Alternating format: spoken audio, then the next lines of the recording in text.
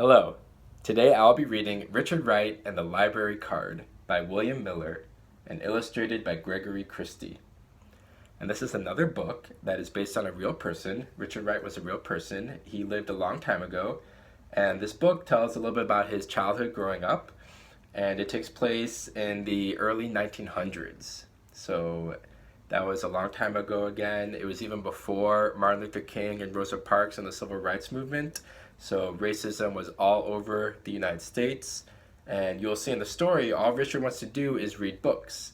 But he's not even allowed to have a library card and check out books for himself at the library just because he's black. And Richard's own grandfather was actually a slave who escaped. And that just tells you a little bit more about the time period this book takes place. And even though this book is a long time ago, it's still a very inspiring story about how you should never let anything stop you from being who you want to be and doing what you want to do. So here we go. Richard Wright and the Library Card.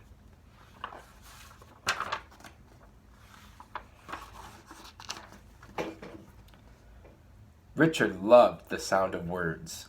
He loved the stories his mother told about the farm where she grew up. There was a willow tree by a bend in the river, she explained. I dreamed all my girl dreams down there.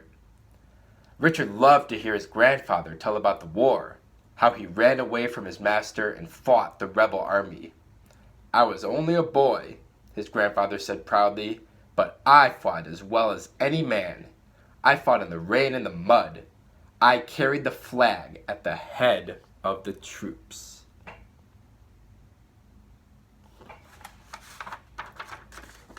Richard longed to read stories on his own, but his family was very poor. They moved often, looking for work in different towns and cities. His father cleaned office buildings. His mother cooked in the kitchens of wealthy white people. Richard had little chance to go to school.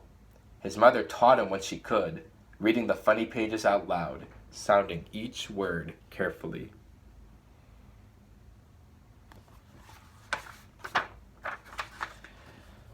When Richard finally learned to read, he couldn't buy or borrow the books he wanted so badly. Books were expensive. The doors of the library were shut against him because he was black. So Richard read whatever he could find, old newspapers, books without covers pulled from ash cans. When Richard was 17, he caught a bus to Memphis. He hoped to find work, earn enough money to move to Chicago, where he would make a new life for himself in the North.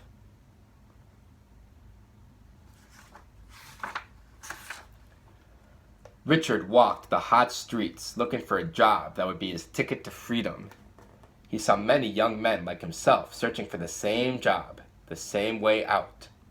He finally found a place in an optician's office. He polished eyeglasses, swept the floors, and ran errands for the white men. As long as he kept his head down, as long as he began every sentence with "Sir," Richard was safe.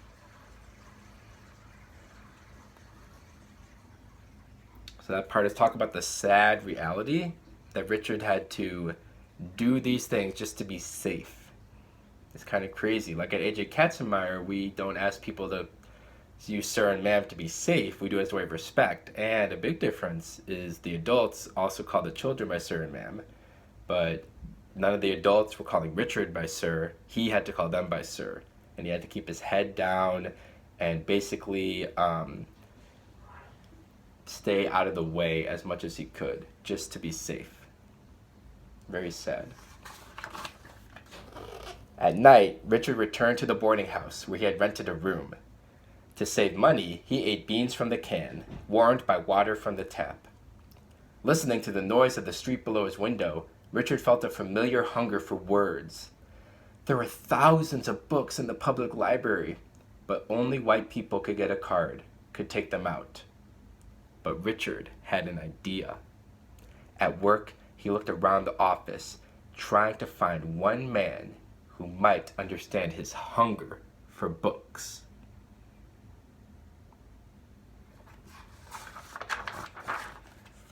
For the most part, they were like so many white men he had known before. They would never understand a black boy who wanted a library card, A black boy who wanted to read books even they didn't read. Only one man seemed different from the others. Jim Falk kept to himself, and the other men ignored him as they ignored Richard. Several times Richard had been sent to the library to check out books for him. One day, when the other men were out to lunch and Jim was eating alone at his desk, Richard approached him. "I need your help," Richard said. "Are you in some kind of trouble?" Jim asked with a suspicious look. "I want to read books. I want to use the library, but I can't get a card," Richard said, hoping Jim would not laugh at his face. "What do you want to read?" Jim asked cautiously. "Novels, plays, history?"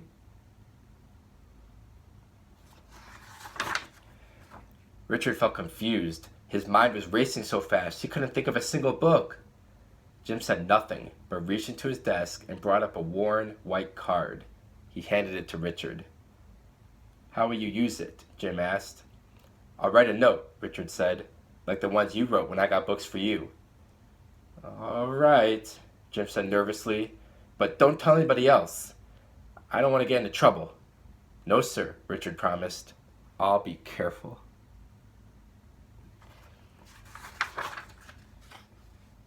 After work, Richard walked through the crowded streets to the library. He felt as if he were on a train to Chicago, as if he were traveling north already.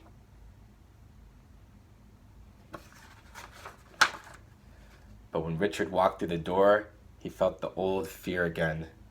Many heads were raised at the sight of a black boy in the library. Richard kept his eyes down, not looking up until he stood before the checkout desk. The librarian put on her glasses to make sure she wasn't seeing things. Richard handed her the note he had written and stepped back. "Why can't Mr. Falk get his own books?" she asked sharply. "He's very busy," Richard replied, his legs trembling. "All right," the woman said, "but you tell Mr. Falk I'd rather see him in person next time." Richard roamed the stacks, unable to believe there were this many books in the world. He touched the leather spines and fingered the pages he had dreamed about for such a long time.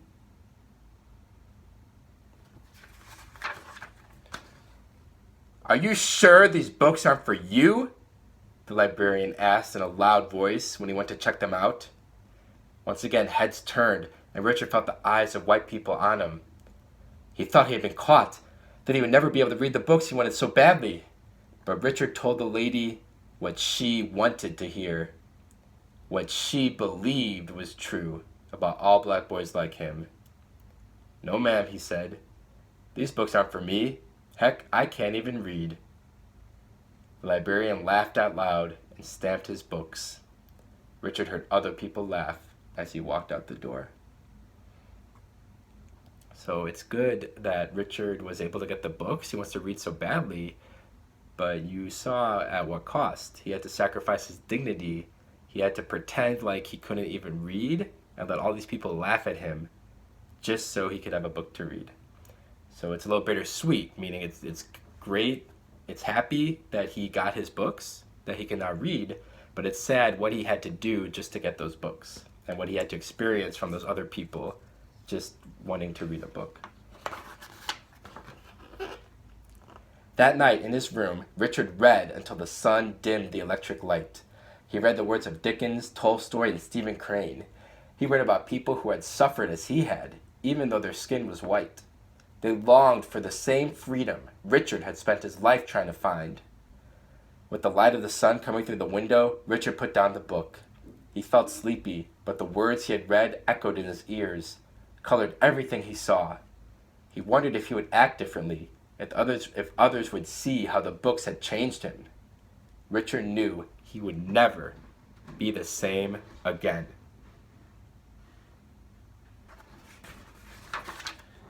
That morning, he carried his books to work in a newspaper. Whenever he had a chance, whenever the office was empty for a moment, he read. Mr. Falk walked over, pretending that he was asking Richard to go and pick up his laundry for him. "What'd you get?" he asked under his breath. Richard opened the newspaper and showed him. Jim seemed shocked at first, but then a smile came over his face. "Those are powerful books, Richard," he said. "Those books will stay with you for the rest of your life. But for now," he said, looking around the office. You should keep them to yourself. Richard tried to do just that, but as the time for the journey north came closer, he didn't care who saw him reading. The men in the office either laughed at him or asked him if he was crazy. What's a colored boy like you toting a bag full of books around for? Your head can't hold all them big words. Every now and then, Jim smiled at him from across the room. Because he knows the truth, that Richard can read those books and that they're changing his life so much. The library books had changed some of Richard's feelings about white people. Richard still feared them, but he understood them better. The day he left for Chicago, Richard stopped by Mr. Falk's desk. Thank you, Richard said. Thank you for the books.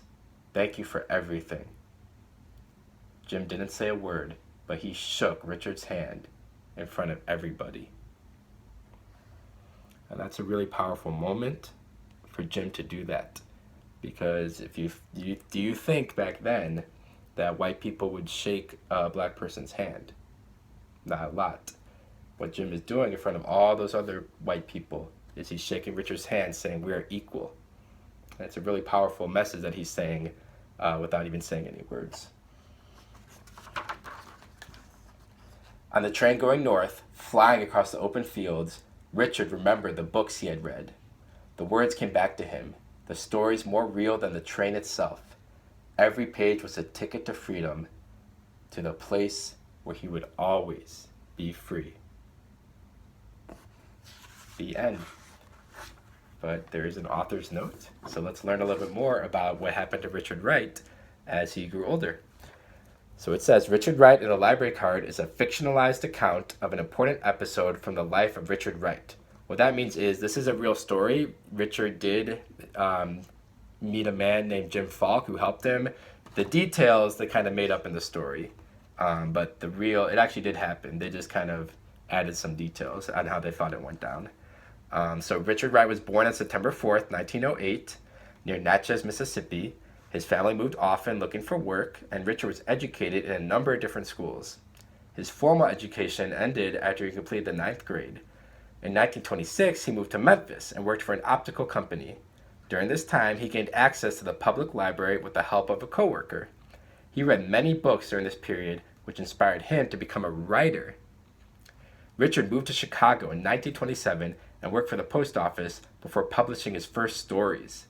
His novel, Native Son, published in 1940, became an international bestseller. And I actually read that book in college in one of my classes. I read his book, Native Son. It was my favorite book from that class. It's an amazing, amazing story. It's for adults, so you guys can't read it, but if you ever remember this, I really encourage you when you're older, you should read Native Son. It's an amazing book, and it's one of my favorite books I've ever read. And he also published Black Boy, his autobiography, which was published in 1945 to great acclaim. I also read that book in high school, and again, it was an amazing book. I really enjoyed reading it. This book is based on a scene from Black Boy, and Richard Wright died in France in 1960. So I think it's amazing, despite what everybody thought about Richard, all these people saying he couldn't read, he couldn't do anything just because he was black. He proved them all wrong. He didn't let anything stop him from reading and becoming one of the greatest American authors in history. And his books are read by people all over the country. You already saw I read his books for college and high school. And I think it's a really inspiring story about how he never let anything stop him. So I hope you enjoyed Richard Wright and the library card. If you don't have your own library card, once the shutdown is over, I really encourage you to go to the library, get a card, and you too can find thousands and thousands of books to read and to just learn so many things. So hope you enjoyed again, and I'll see you next time.